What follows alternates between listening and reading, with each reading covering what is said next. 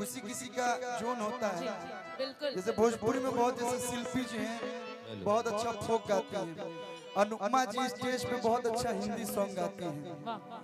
मतलब सबका एक अलग अलग जोन है, हम थोड़ा हिंदी कम गा पाते हैं हम इसलिए। आपके साथ आपका गाना तैयार किए थे, हम भोजपुरी आपके साथ हमारी एक मूवी में भी आया था गाना। हाँ हाँ तो वो दिलवा टक टक, लेकिन हम एक गीत गाएंगे बिल्कुल। कि बड़ा नीक लगेला अरे कि सुनर को के हंसा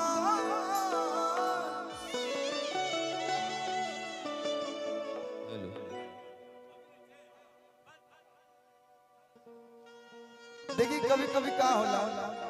डुएट गाने को आदमी गा सकता है लेकिन थोड़ा सा पहले से नहीं मैं आपके साथ हूँ क्या? हाँ नहीं एक हाँ हाँ हाँ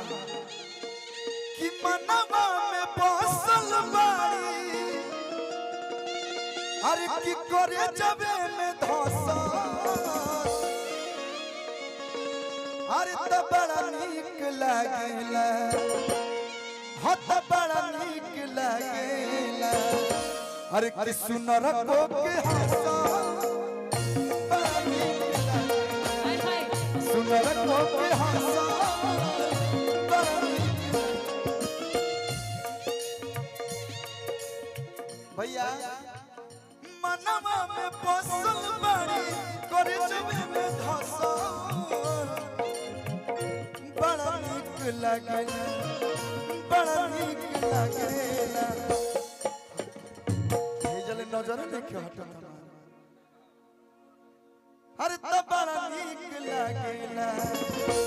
कि सुनर को के हंसा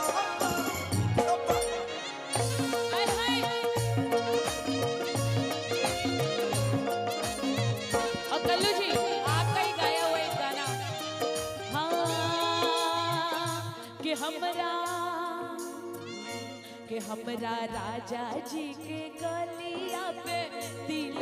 सखी हमरा राजा जी के गलिया पे दिल सखी ओहे दिल हमर लेके गइल दिल सखी ओहे दिल हमर लेके गइल दिल सखी ओहे दिल हमर लेके गइल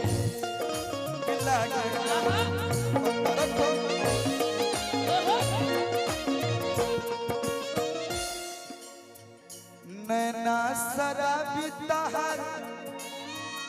कजरा कटरबा एही बदीवाना भइल यूपी बिहार बा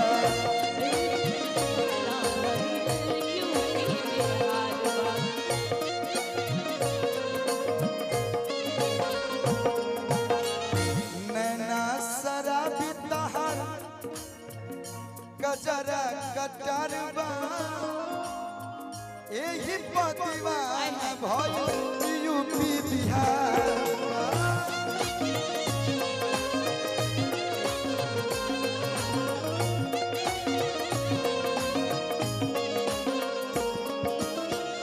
कोलुमा के जान नाच कोलुमा के जान दो तू कोटनी पफसा बड़ा नीक लागेला wow it's very fantastic steps अत बड़ा नीक लागेला वाओ नया सीखा मैं सुनर को के हंसा बड़ा नीक लागेला सवर को के हंसा बड़ा नीक लागेला